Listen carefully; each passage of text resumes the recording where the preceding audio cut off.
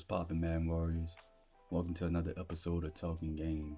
Today I'm gonna be going over some offensive tips to, help you be more efficient and more effective in moving down the field.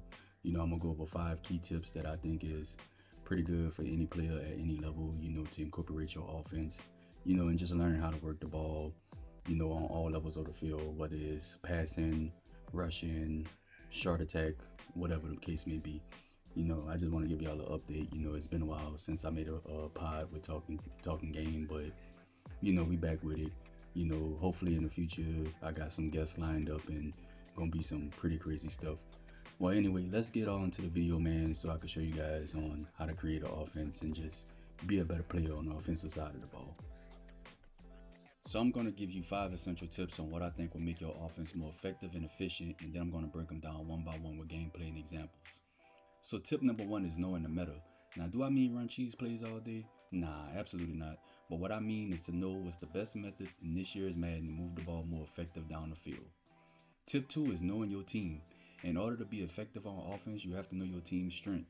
Knowing your skill players and what they are good at will help you move the ball better down the field. Tip 3 is exploiting the defense. You have to learn how to recognize certain coverages so that you can leverage your offense to exploit whatever shell the defense is in. Tip 4 is to mix it all together. Incorporate both running and passing the ball. Learning how to attack the field on all levels will make you more unpredictable in your offense. And the last tip is learning how to manage the game. Knowing crucial key moments in the game will help you become more efficient. Learning how to play at your pace and not your opponent's. This will help you dictate the direction of the game. So with that being said, let's get into some live examples and go over these tips for y'all. Okay, tip number 1 is knowing the meta. Now, of course, you could be one of those guys that, run cheese plays over and over and over and over. But what I mean about knowing the meta is not running cheese plays. I'm talking about knowing certain formations, knowing certain plays, and certain mechanics of the game that will, maximize your potential on offense. So like certain meta formations that work really good in this Madden is like bunch X nasty, bunch strong offset, bunch tight end, things like that. A couple of pistols like deuce close, a couple of single backs like single back wing, slide, single back bunch. A lot of those formations work really good. iPhone ring is a good running formation, and I just want to show y'all just some things that you could do. We'll go random defense, and bunch is really good this year. Any level of bunch against any level of defense, this right here is a pretty common meta concept in the game that beats a lot of coverages. This look like it's going to be a cover 3, cover 1, or whatever, and we'll go over that too, knowing what type of defense your opponent is in. So just knowing certain meta things that just will help maximize your game. Bunch X nasty, you got bunch strong offset, which is another really good formation. Pretty much anything that's bunch is gonna be pretty good when it comes to moving the ball down the field. Let's see what else we got up here. Bunch tight end, once again, is really good when it comes to using the game mechanics to your advantage and just figuring out what works. So you wanna familiarize yourself with key mechanics of the game. Another mechanic, if your team got it, well, if your certain skill players got it, is learning how to speed boost, and I'll show y'all what I mean by that. Another meta thing in this year is learning your speed boost. Now you only could get it if you got a 90 up change of direction. But basically what a speed boost is, this is James Conner. Let me get him out. So what a speed boost is it's a mechanic of the game to where your player will run faster. And as soon as I pick a play, I'll show you guys. So this Jeremiah Love, he has a nice change of direction, and that's a speed boost. I'm messing it up, but that right there. I was messing it up, but here's a speed boost. See how he gets that extra little bit of and that's pretty good. Now I'll show some clips of me doing it, but things like that help you with the game, man. It's not knowing cheese, it's just knowing what plays really work. Like stem down corners, are pretty good in the game. It allows tighter, faster corner routes for you to go. Simple concepts like that and things like this, like sending double drag, which is always good with a Texas, is always pretty good because now you're forcing the defense to, you know, pick and choose and play certain levels of the field. It's really hard to defend, and you just got to know what works in this year's Madden. And so let's all get on to the next one. All right, so tip number 2 is knowing your team. You want to know what's the strengths of your team and what's the weaknesses of your team. That will help you create your scheme and create your game plan to tailor around your needs and to tailor around your needs, your team needs. So I'm just gonna go over my team. I have a rookie quarterback in Carson Beck. He's pretty decent. I had to level him up a little bit. As you can see, he has an 81 speed, so I know he's a little, mobile, but not too much. But the thing that he does have is a 90 throw power, a 92 medium accuracy, and decent short and deep. So with that throw power, I know that Carson Beck would be really good at zipping the ball into to tight places and zipping short routes like drags and zigs before the defense could get to you. Then if you have a great running back like my team with Jeremiah Love, he's a pretty fast running back, 94 speed, 92 change of direction, 92 agility. So I could have a great rushing attack right there with him. Wide receiver core, what do wide receivers look like? Are they faster wide receivers? For example, like Marvin Harrison, where he has a 93 speed and I could get over the top of people, and Duvernay, where I could get over the top of people also. Are they shorter receivers and just quicker receivers with the agility and change of direction so that they could run better zig routes, better drag routes and corner routes and things like that? Like how quick are they? Use that to your advantage too. Your tight ends play a part too. What type of tight end do you have? Do you have a tight end that could catch the ball?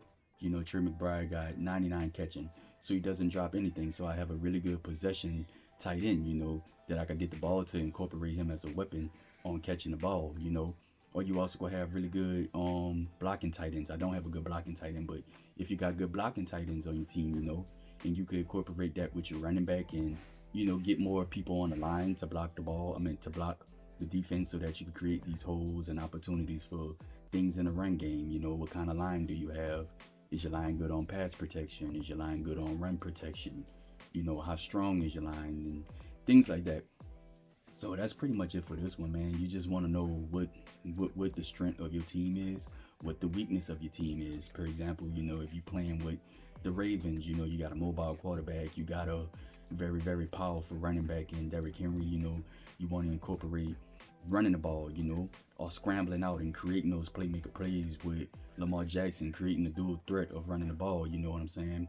Or you could go over to, let's say, I don't know, maybe the Lions or something, who has a good tight end, a good wide receiver, fast wide receiver, and you can air it out. And then once again, you got that ability to mix it up with the running game with Jahmyr Gibbs. So you just gotta find what the strength in your team is and capitalize on it. Whether it's running the ball, whether it's powerful tight ends that can run routes, whether there's receivers that can get deep, or whether there's receivers that can run routes. You just got to figure it out what your team wants and just cater to it. So next up, we got exploring defense. As you can see right here, I came out in a run play, but then he changes his defense on me, and I realized that I could get Marvin Harrison on a quick streak right here. So check it out. I was in run, seen the hole in his defense, and switched up off it. And as you can see, for a quick hit touchdown to Marvin Harrison. So you just want to see what the defense is in, and if they if you're not liking the look, then switch out and exploit the defense. Let's get on to the next clip. So right here, I noticed that my opponent was in man because of the alignments of the cornerbacks, and I figured he would press. So what I did was put Marvin Harrison on the speed out, and as you can see, he torches the cornerback. When you got those really fast receiver that can run routes, and your opponent is playing man, you can hit them with quick routes like that, and as you can see, it was an easy walk-in touchdown. So knowing when a person is in zone and man, is pretty good. So tip number 4 is mixing it up. You don't want to be one-dimensional and just rely heavily on the run and run and then pass on third down. It's predictable. You want to mix it up and just create opportunities. Like also the same thing with passing, if all you're doing is pass, pass, pass, pass, pass, pass, your opponent's gonna start to catch on, and then if he's knowing you're not running the ball, now you're gonna be, facing a defense that's tailor made to play the pass. And so you just wanna like mix things up, you know what I'm saying? Like it creates like a dilemma with the defense because he has so many layers and level of the field that he has to cover. If you're throwing a lot of sharp ball, eventually he's gonna start running cover too. Give him something, you know, short, then hit him with something medium, then put a run in, hit him with a draw, hit him with a RPO, hit him with a deep bomb every now and again. Keep the defense guessing, keep the defense on his toes, and that will help you run your offense more effective. So the last tip I want to go over is managing the game. I watch a lot of you guys gameplay in the league, and I notice a lot of people don't really manage the game correctly. So I incorporated this clip of a 2-minute drive that I had. So what do I mean by manage the game? So as you can see, my opponent punted me the ball. There's 2 minutes and 46 seconds left on the clock. So the goal here as an offense is to score, right? But the goal here is also to get this ball down the field and take off as much time as I can and leave my opponent with nothing left on the clock. Because I think either way the could go, whether he got the ball back or whether I got ball back at halftime, what I want to do here is score, and leave him no time. So if I get the ball back, that means I get 2 possessions in a row, then I could go up 14 on him. So, let's go over this clip and, let's break it down. So, my opponent is, a real good opponent. Shout out to him, man. Money Man, what's up, baby? But yeah, so, we come out, we're taking our time. I'm watching the clock. I got 2 timeouts. I got a lot of time left on the clock, I want to get down the field as quickly as possible, but I want to be efficient with it, so I'm playing a little conservative because I'm inside of my 20, so I take the 2-minute warning and, we go ahead and move on to the next play. So yeah, man, the goal just is to just like, try your best to just manage the clock, man, and dictate the game. You want to dictate the pace of the game. You don't want your opponent to dictate the pace of the game, because when your opponent dictates the pace of the game, that means now you're on his time, you know what I mean, instead of your time. So if you can dictate it and make it better for you, then I'll be perfect. Right here's a big crucial 3rd down, all I need is 6 yards. Okay, I don't know what happened. Well, we got the 1st down. Sorry about that, boys. I don't know what happened. So as you can see, I don't call my timeout right now. I'm pretty confident in my offense. We call a no huddle and try to move it out. He gets an amazing gap shoot off on me, so, I call a no huddle. We got 1 minute and 30 seconds left now, and, I'm still a far away from field goal, touchdown, whatever. So now I start to pick up the pace and speed things up, call a pretty good bunch concept. I'm noticing he probably in like a cover 2, and well, he wasn't. It was some type of match defense, and Trick McBride get down the field. Minute 13 seconds left.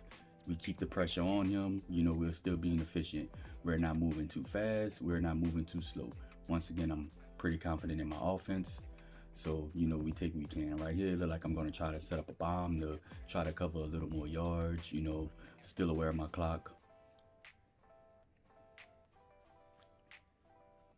And, that was perfect scenario right there. So I get as much yards as I can. Now, just like that, I'm in field goal range.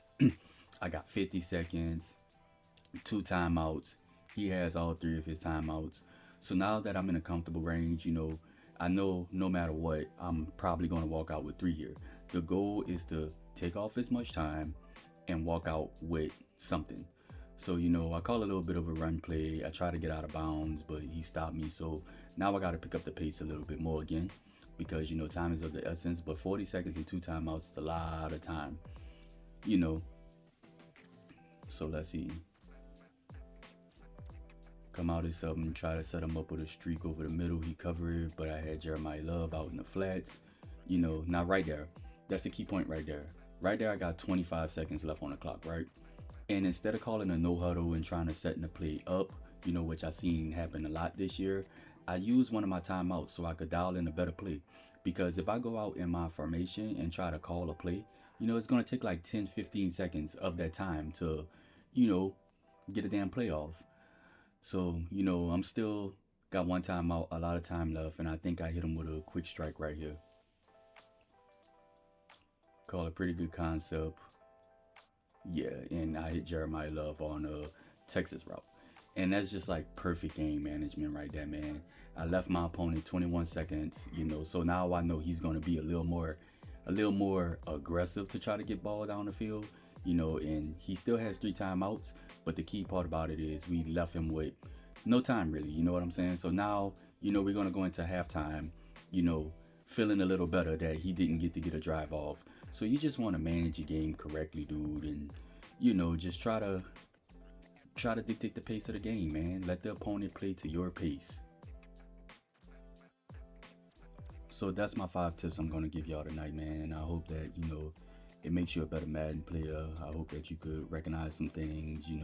I hope you picked up on a couple of things on offense. I can't create your scheme for you, but I could give you a little bit of a blueprint to help you map it out. Like I said, first thing first is know what things work in Madden 26, man. Know the meta, man. Know what formations is top and know which formations is top tier. I mean, know which plays are pretty good. Know what route concepts are pretty good. Know your team, is another thing. Whether you have a rushing attack, whether you have a passing attack, play to your team needs, man. Another thing is, what I had next on my list is exploiting the defense, I won't say. Well, knowing what your opponent in. If your opponent in man, hit them with zigs, hit them with speed outs, hit them with slants, If your opponent is in zone, look to exploit those zones. He playing cover 2, hit him over the top. He playing cover 3, create some concepts to cause a dilemma on the outside, the sides of the field. If he's playing in cover 4, send goddamn routes up the middle. There's only one guy that could cover those routes up there. You know what I'm saying? If you playing blitzing, whether it's man or zone blitz, hit him with some nice route concepts as far as like underneaths and quick shit so that you don't get your person sacked. You want to mix it up also. You want to, incorporate the run. You want to mix it up with the pass. You want to attack the field on a low level, attack the field on a medium level, attack the field on a high level. Mix it up, keep them guessing, let them exhaust their defense. And that goes to the last tip of dictating the game. You let them exhaust their defense. You're in control now, man. Leave them no time on the clock to score, control the pacing of the game. That's such a big one. A lot of you guys that watch my gameplay, I'm very heavy on game managing a ball game. I will drive down the field, take your whole clock from you, and leave you with nothing. And what that causes you to play more aggressive. And what happens when people play more aggressive? Mistakes tend to happen. So I just want to be in control of the game at all portions of the game. And yeah, man, though you follow those things and create your nice scheme, find you some plays, and run around with things, you'll be pretty good, man. It was nice having y'all. It was nice doing another pod for y'all, man. And man warriors, baby.